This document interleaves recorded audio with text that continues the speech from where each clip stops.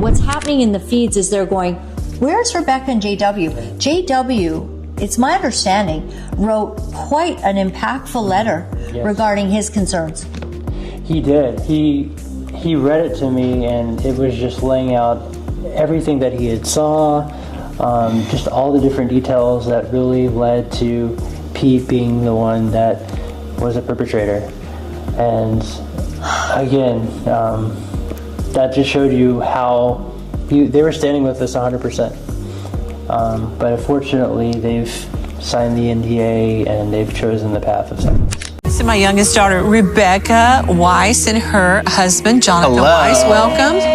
Good to be here. Welcome to the table. She's going to be grabbing him the whole time, I can tell you that. But Rebecca and JW, I can tell you that the feeds, the people are speaking, and what's happening in the feeds is they're going, where's Rebecca and JW? Rebecca Lamb, you were born into an amazing family, I know. Amazing mother. The best. God gives everyone free will. You cannot force them. That's manipulation when you keep trying to push. We never wanted to control anybody to do anything. We said, make your choice before the Lord. We will go our way. And honestly, I'm really thankful. So with Becca, JW, them making their choices, it's not some, they're just don't want to talk. It's a very conscious choice they've made. And I'm all about respecting choices and boundaries. Everybody will answer to God. I will answer to God. They'll answer to God. So they will stand before God someday for this choice. And I leave it there. And it's so important to talk about the sin of omission. If you know the right thing to do and you don't do it, that's sin. So that's what I think is the most grievous part here, and where I pray, that the fear of the Lord, it really hits people, that if they ever know that there's something that can be said to speak out, but you choose not to do it, then you are guilty of the sin of omission. A silence filled with questions, rumors, and pain. On the surface, it was just another wholesome broadcast featuring familiar faces from one of the most influential Christian networks in the world. But behind those polite smiles and gentle greetings was a storm quietly brewing. "This is my youngest daughter, Rebecca," the host said warmly. "And her husband, JW. Welcome to the table." It seemed like a simple introduction, a touching moment between family. But for those who followed the unfolding controversies within this prominent ministry family, this moment meant much more. Because to many, Rebecca and JW Weiss aren't just part of the family, they are two of its most silent voices during one of the loudest storms the ministry has ever faced. For months, people watching the situation unfold have asked the same question. Where are Rebecca and JW? Why haven't they spoken out? Why do they remain so quiet while their siblings and others close to them have taken bold, public stands? Today, we're peeling back the layers on what some are calling the greatest cover-up in the history of Christian broadcasting. We're going to look into the growing cloud of silence surrounding Rebecca Lamb Weiss and her husband, Jonathan Weiss, better known as JW, and the real reasons they may have chosen silence over truth. Is it fear? Is it loyalty? Or is it something far more complicated? This isn't just about family drama. It's about free will. It's about accountability. And it's about whether choosing silence, even in the face of wrongdoing, makes someone complicit. This is the untold story of power, pressure, and the impossible choices people are forced to make when faith, family, and fear collide. For decades, the Lamb family has been a household name in Christian homes across America and around the globe. Through their television network, renowned for gospel preaching, worship, and round-the-clock Christian programming, they've influenced millions. The family, led by Joni Lamb after the passing of her husband Marcus, has presented themselves as pillars of faith, integrity, and moral guidance.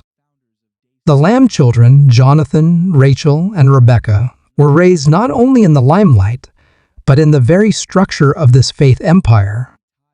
Their lives, marriages, and even personal struggles have unfolded in front of cameras and congregations. With time, each has taken on roles within the ministry. Jonathan stepped into leadership.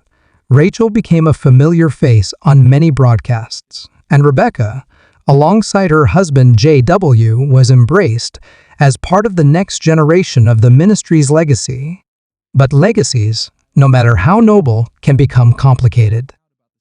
And behind the curtain of televised worship and smiling interviews, a different story was being written, one filled with accusations, division, and an eerie quiet from two people once so vocal in their support for family values and biblical justice. The silence surrounding Rebecca and J.W. began shortly after one of the most disturbing allegations emerged within the family circle, an allegation involving a close relative and an innocent child. According to multiple sources, Pete, a family member and former employee of the ministry, was accused of abusing a young child just 5 years old. This accusation, devastating on its own, became even more volatile when it emerged that the victim was believed to be within the family. The public didn't hear about it right away. There was no press release, no public statement. But within the walls of the Lamb family circle, the tremors were undeniable. Jonathan and Susie Lamb, known for their courage and conviction, were reportedly among the first to demand accountability. They allegedly refused to allow Pete into their home, supported criminal prosecution, and made it clear that they would stand on the side of truth even if it meant opposing other family members. Their stance wasn't universally embraced. In fact, it created a rift, a chasm between siblings, spouses, and generations. And standing quietly, yet uncomfortably, in the middle of it all, were Rebecca and J.W. People began to wonder, if Jonathan and Susie could speak out so boldly, why couldn't Rebecca and J.W. do the same? As whispers turned into headlines and speculation morphed into outrage, some began pointing to one possible reason for Rebecca and J.W.'s silence: fear.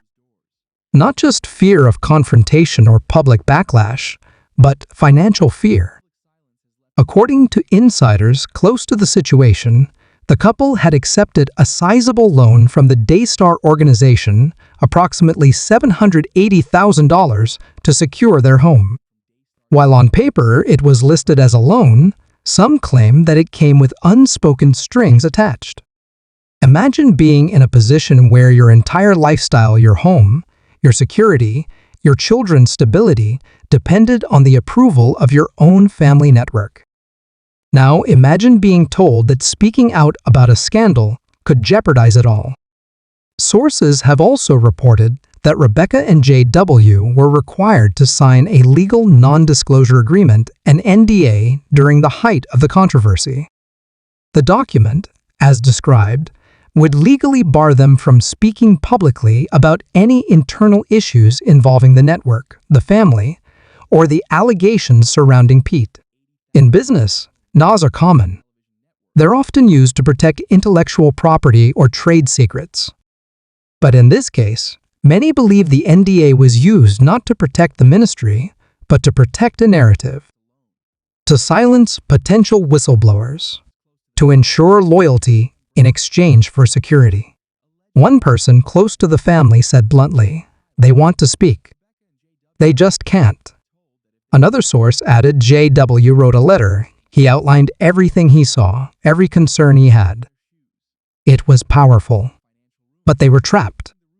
While much of the public sees Rachel Lamb Brown as a cheerful, faith-filled co-host and spiritual motivator, reports suggest she plays a far more intense role behind the scenes. Insiders allege that Rachel has functioned as a key enforcer within the family hierarchy. Some claim she has used the $780,000 loan as a weapon, reminding Rebecca and J.W. that their home could be taken from them if they step out of line. Those same sources say Rachel also warned them that violating the NDA could not only result in lawsuits, but total ostracization from the family. And at the top of this structure sits Joni Lamb, the matriarch. Her leadership style has long been both admired and questioned. Many credit her with holding the network together after Marcus's death. Others, however, criticize her for valuing loyalty over truth and image over integrity.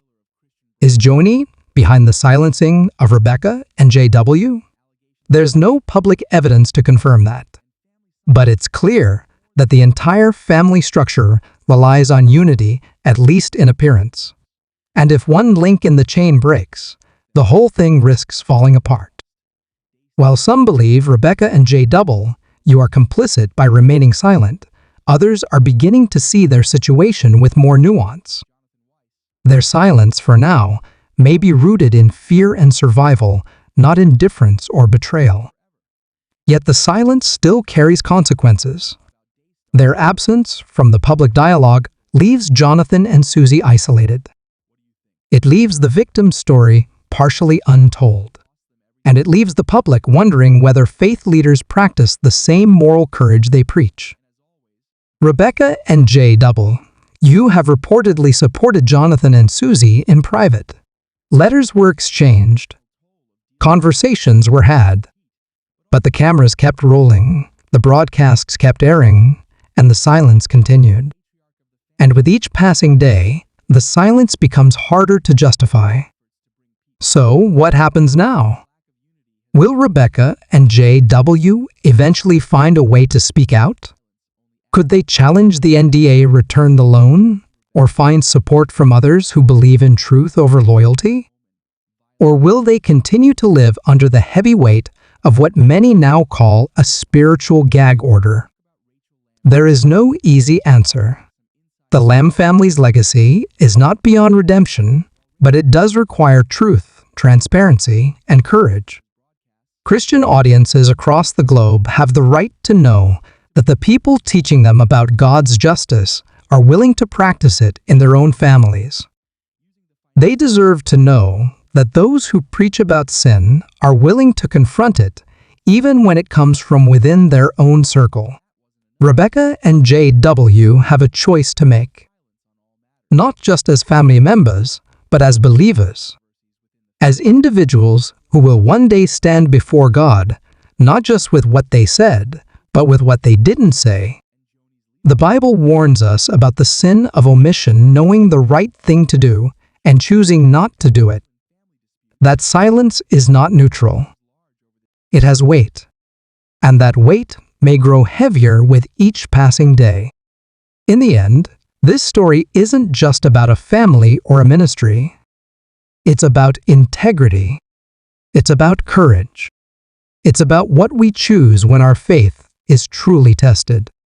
If Rebecca and JW are being silenced through legal threats and financial pressure, then perhaps it's time for the wider Christian community to rally behind them, not to shame them, but to help them find their voice. Because the longer this silence continues, the more the pain deepens, and the more the truth fades into the background.